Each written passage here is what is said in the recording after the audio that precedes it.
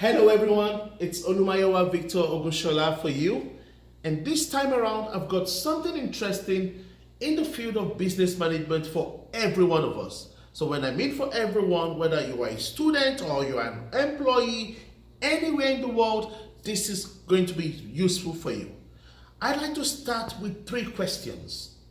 Why do we have different values from different cultures from around the world?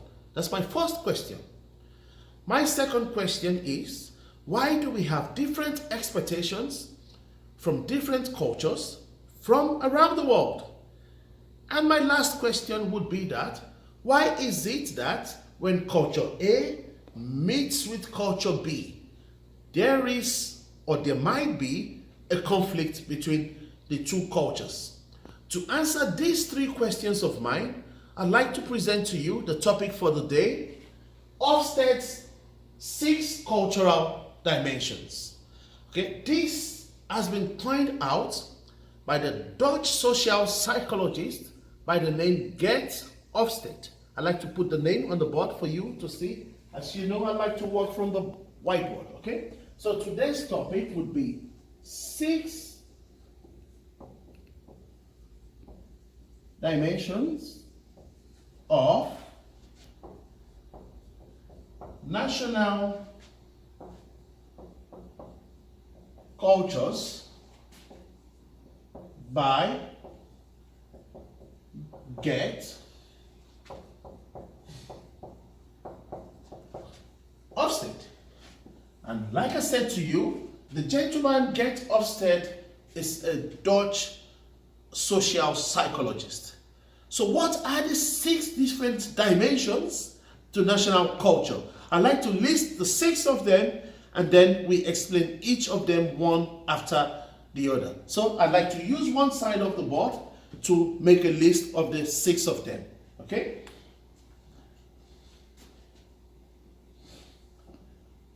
The first one is what Hofstede described as power distance.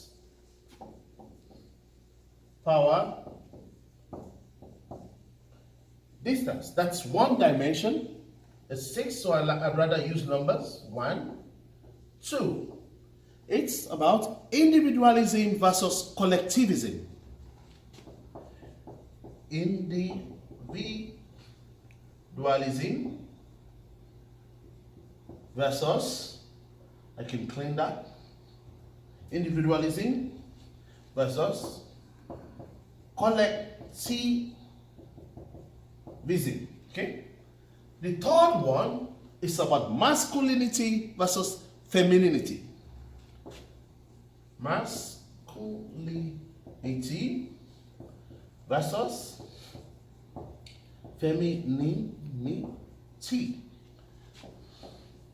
The fourth one is about long-term orientation versus short-term orientation. Long-term orientation versus short-term orientation. The fifth one is what is termed as uncertainty avoidance. Uncertainty avoidance. Number 5. Uncertainty avoidance. And number 6, remember we said 6 dimensions. 6 dimensions, okay? Number 6 will be indulgence versus restraint, okay? Indulgence versus restraint. And these I present to you are the 6 dimensions of national cultures by Geert Hofstede. So what I'm going to do now for the purpose of this video is to explain with examples one dimension of national culture after the other. And we would like to start with the power distance, okay? Perhaps we should come to the smart board, please. For power distance, some cultures have got high power distance and some cultures have got low power distance, okay? So let's use the example of work, okay? So power distance, first culture, power distance. I mean, first cultural dimension that we are going to look at, okay? In some culture, power distance is short, okay? This is power distance in some culture. As you see that, very short, yeah? Short, PD, short power distance in some cultures, okay? Whereas in some other cultures, what we have is a long PD, long power distance. So let's go more practical, okay? So in some cultures, when we talk about hierarchy, it's very minimal hierarchy between the employee who is on operational staff and an employee who is a strategic staff, okay? Short power distance, short hierarchy. Whereas in some other cultures, in some other national cultures, it's a very long hierarchy between an employee who is an operational staff and an employee who is a strategic staff. Now, I'll be very practical and I give examples and I name countries. So, for countries like Canada, the United Kingdom, USA, Finland, etc. As you can see, Western countries, there is a short power distance from strategic staff to operational staff, okay? Whereas in countries like, that I am sure of practically, in countries like Nigeria, I would say China, I would say South Korea, if I'm permitted, because I have a very close associate from South Korea and I have a lot of information from South Korea, okay? First-hand information, South Korea. And let's say India. We have a long power distance. Practically, I'd like to tell us what I noticed. When I taught at British universities in London and Essex, what I found out was that there was indeed a very short power distance between myself and my team leaders and the head of the academic department and the strategic staffs like the dean of the business school. So, of the faculty, there was a short power distance. So at any time the dean walks into our office, the dean walks from our office, we discuss things casually and we achieve a lot at work, okay? But on the other hand, and this is still happening right now in the Netherlands, I teach at Saxion University of Applied Sciences in the Netherlands, and I can tell you that what we have is a national culture of short power distance. I have free access to my dean. We talk together, we discuss business objectives together, and we achieve goals together. On the other hand, I taught in Nigeria from 2015, 2014, till about 2016, I was lecturing in Nigeria, and I noticed something which was very interesting. We had strategic staff, that is the rector and the dean of the higher institution I was teaching in. They were British. And because they were British, there was a short power distance from these guys, the rector, the British rector, and the British dean to the staff members. Short power distance. But also, in that same university, we had other strategic members of staff, okay? For example, the registrar of the institute, and for example, other top strategic officials of the institute. But because they were Nigerian, the Hofstede national culture applied there, and there was a long power distance between these guys who are strategic members of staff and the operational members of staff. So I hope that I have been able to explain power distance. In some cultures in the West, we have short power distance, and in some cultures, like in Nigeria, China, South Korea, India, we have long power distance. That's the first dimension to national culture as explained by Geert Hofstede. Let's go to the second one, which is individualism versus collectivism.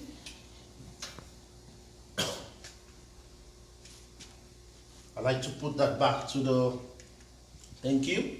And I like to make that, it's going to be a touch screen, isn't it? Okay, then we do that from here. Apologies, please.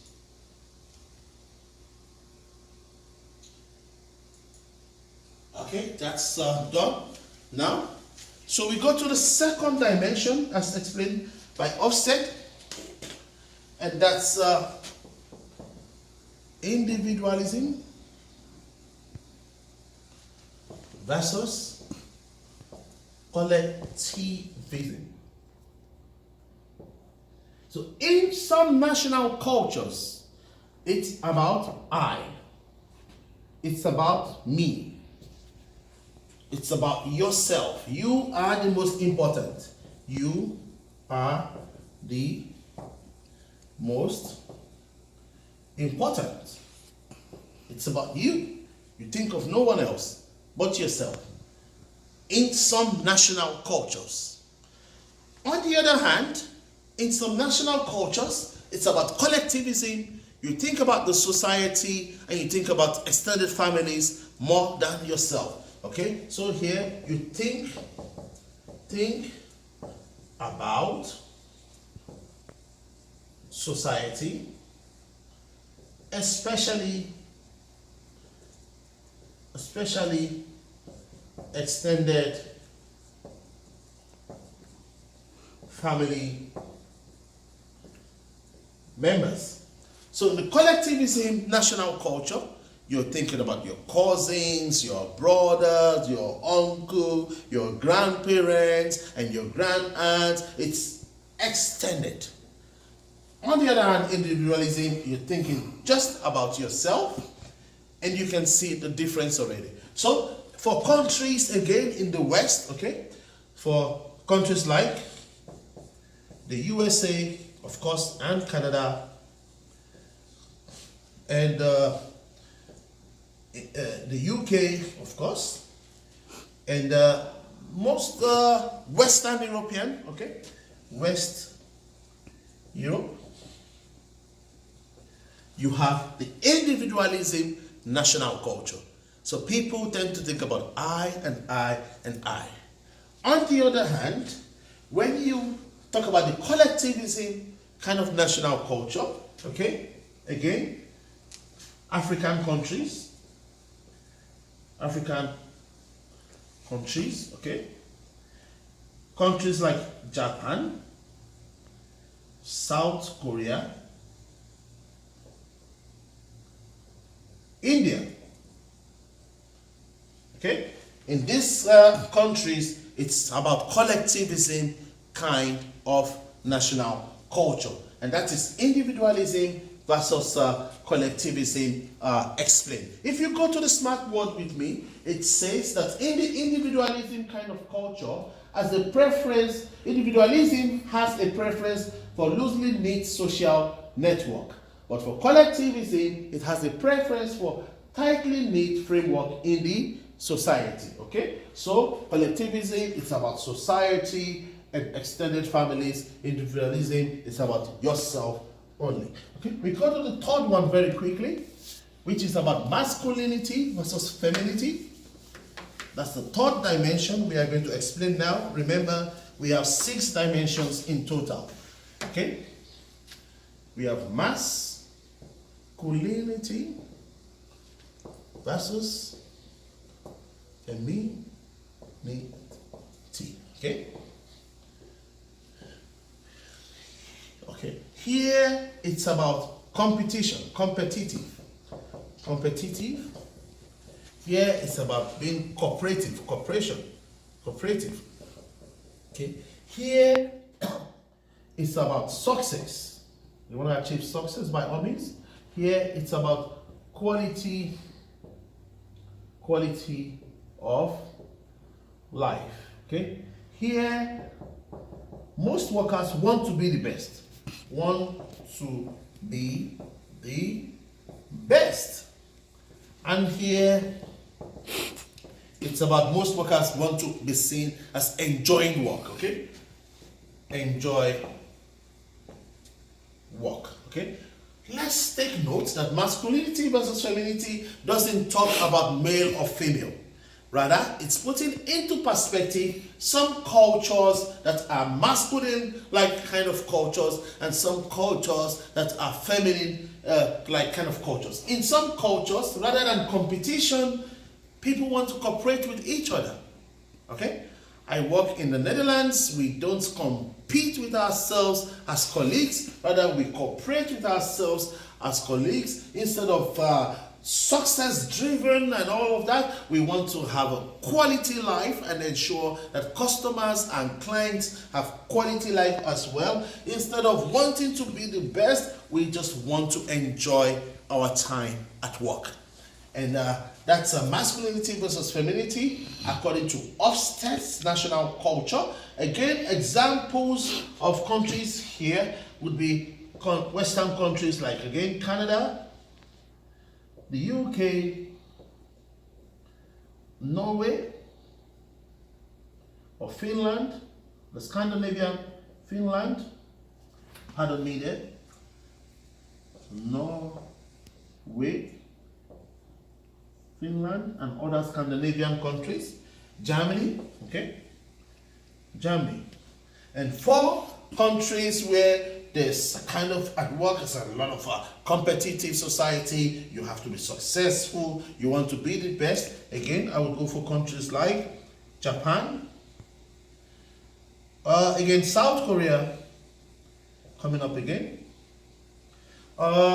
Nigeria, a lot of competition. One very good example I might give here is take a look at school students. So, for example, students in high school, in these cultures, in the femininity kind of cultures, in Canada, UK, Norway, Finland, Germany, when a student gets a grade C in their exams, they're happy. There's a credit grade C. They're happy and they go home and announce, I got a grade C, and it's a happy time at home. But in this kind of cultures, in Nigeria, South Korea, Japan, when a student goes home with a grade C, they're not happy.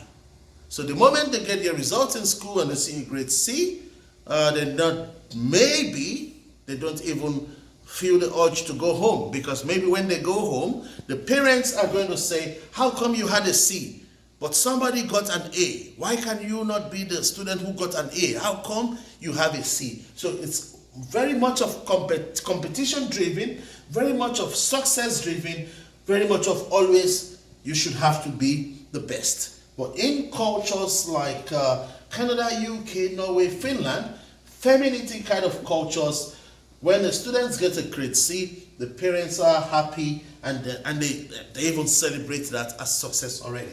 And that's masculinity versus femininity, national culture of six dimensions of national culture from Hofstede. Okay, I think that's the third one explained. We go to culture dimension number 4, which is long-term orientation versus short-term orientation. Okay, so we have a long-term orientation versus short-term orientation. Okay, so here the countries are spending money. Here the countries are saving money. Okay. Here, it's about temporal. Here, it's about durability. Durability, temporary. Here, it's about also long term. It's about stability. Stability. And here, it's about immediate. Can we say immediate solutions? Okay. And for these countries, yeah, examples of these countries again would be the Western countries of UK, Canada, maybe Canada not, because absolutely it's Western. Canada, so Germany, okay, Germany, and here would be Japan, South Korea,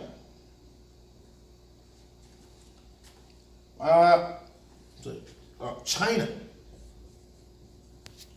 Okay, so these countries, on the other hand, are very proud of their traditions, and they protect their traditions. Okay, so these countries sort of protect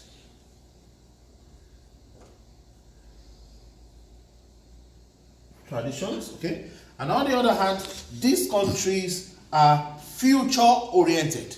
These countries are future oriented. So long-term orientation versus short-term orientation. Let's look at what we have here, please. Yeah? For long-term orientation, these countries are pragmatic. They have a pragmatic approach. They encourage thrift, that is saving money, like I put on there, and efforts in modern education as a way to prepare for the future. On the other hand, in countries with short-term orientation, these societies prefer to maintain time-honored traditions and norms while viewing societal change with suspicion. Okay, so that's what we have there. So we go to the next point, please.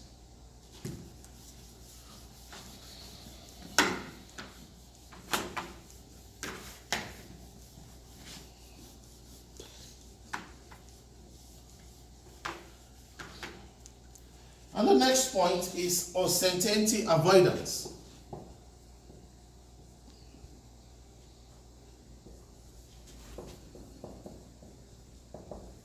And this is point number 5, I believe. And while some countries would manage risk, yeah, and control risk, so manage or avoid risk and control risk, some countries would accept risk and go with the flow.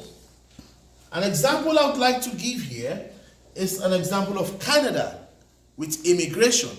Canada is a country that accepts risk and goes with the flow in terms of immigration. You would see Canada has got immigration schemes going on, and there's a place for every professional from anywhere in the world in Canada.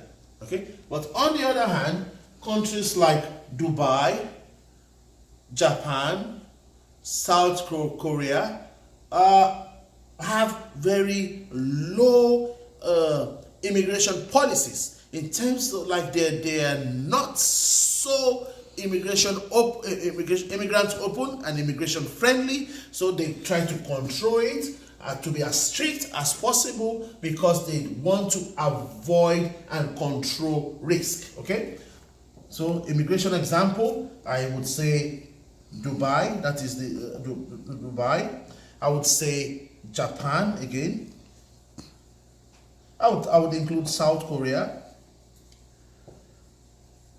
Please, this is with respect to the example of immigration. So these countries, you see, because they want to avoid risk, manage risk, control risk, they have very strict immigration policies, okay? But for a country like Canada that accepts risk, that goes with the flow, it has a very relaxed immigration policy, open to all, as long as you are qualified, okay? So I can give an example of Canada and rest of the West.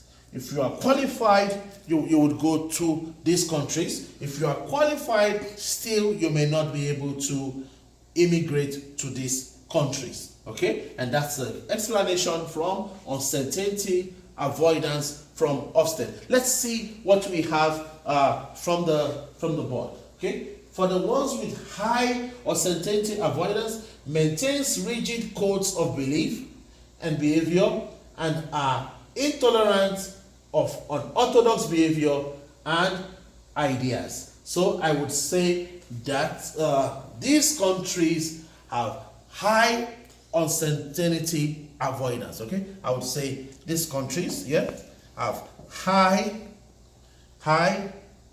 uncertainty avoidance. Okay, these countries. On the other hand, for low uncertainty avoidance, societies maintain a more relaxed attitude in which practice counts more than principles, and that's these countries. Yeah, they have a more relaxed attitude in which practice counts more than principles, and that's the explanation for uncertainty avoidance. Thank you very much.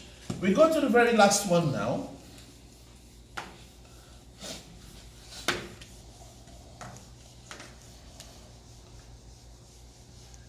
And the very last dimension is indulgence versus restraint.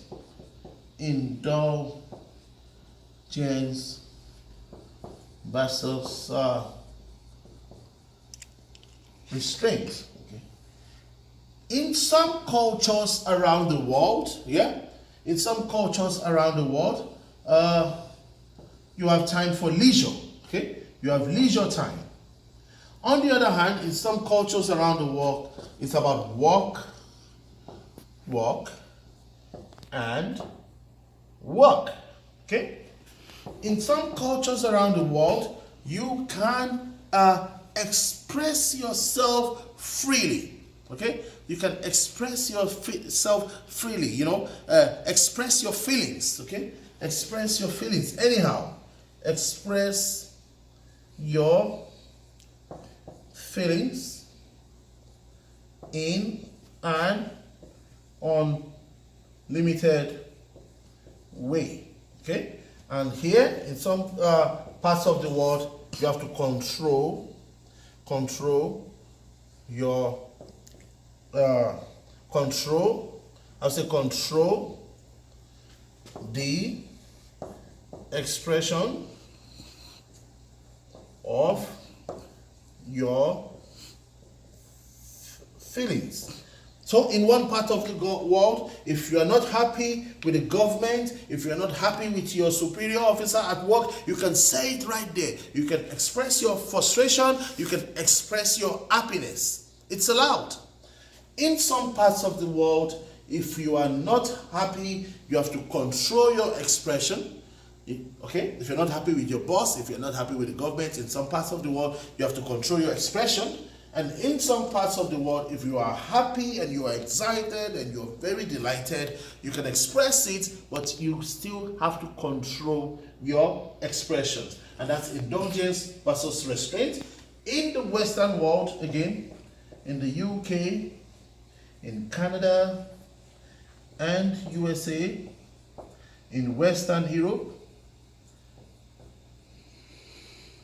these are indulgence countries. You're free to express yourself as you like. Again, in some cultures around the world, okay, you cannot. Your expression is controlled. Okay, so I would say Japan. I would say Western African countries. I would say maybe India. So I give an example. When I lived in England, I've seen times where people are happy, and because they are happy, they get drunk and just take off their shirts and marry, and people walk out, passers-by don't even look at them, or passers-by will look at them, think, oh, I'm happy for him, I think he's happy, or something like that. It's as simple as that. And if we would try that in some other cultures, you might be seen as a nuisance to the public, or you might be seen as someone who has got mental illness. So this is different cultures. So let's look again at what we have here. We have explained, to wrap it up now, we have explained power distance, and we have seen that across cultures, there are some cultures with very large gaps in power distance, and some cultures with very close gaps in power distance. We gave an example of Canada and a lot of Western countries as countries with very low power distance, okay, where there's more equality. And we gave an example of Nigeria, India, South Korea, China as some countries with cultures of a high difference in power distance. We talked about individualism and collectivism, and we said individualism, it's about I, it's about you, it's about yourself. We have some cultures like that. This is the culture of Western Europe, okay? And we talk about collectivism, and we say this is the culture of, you think about the society, you think about extended families. This culture can be found in Africa, can be found in India, can be found in South Korea, we said. We talked about masculinity versus femininity kind of culture, and we say in the masculinity culture, it's more about competition, it's more about drive for success, it's more about wanting to be the best. And then the femininity kind of culture, rather than competition, people cooperate with each other, right? Rather than success, people want quality life. Rather than I am the best, people want to enjoy work. They want to enjoy what they do. Then we talked about uncertainty, avoidance. And here we talked about how risk is managed between cultures. Some cultures accept risk and go with the flow. That's what Canada is doing with respect to immigration. In some cultures, risk is not allowed, risk is not wanted, and I use the immigration example to talk about Japan, South Korea, Dubai as countries that are not so immigration friendly, if I would say. We talked about long-term orientation versus short-term orientation, and we said that for some countries, what matters to them is stability, durability, and to save money. But on the other hand, for some other countries, what matters to them is rather than durability, they want temporal solutions. Rather than stability, they want immediate solutions. Rather than save money, they spend money. And lastly, we talked about indulgence versus restraint, and we say that in some cultures, you are allowed to express yourself as you like. This is a culture of the West. In the West, you can express yourself as you like in the public. Leisure time is valued. You have to go on holidays if you have a family with children, whereas in some other cultures like Japan or African countries, it's more about work, and when you have an expression, you have to control your expression. And these are the 6 dimensions, 6 cultural dimensions by Hofstede, by Geert Hofstede. Thank you very much, and I hope that you have enjoyed this video.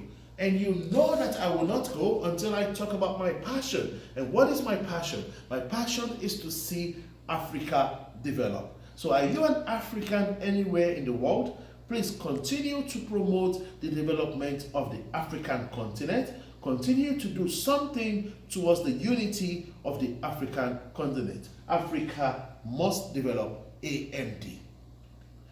I hope that you have enjoyed this session on the 6 dimensions of national culture by Geert Hofstede. So if you have enjoyed this, please would like to hear from you.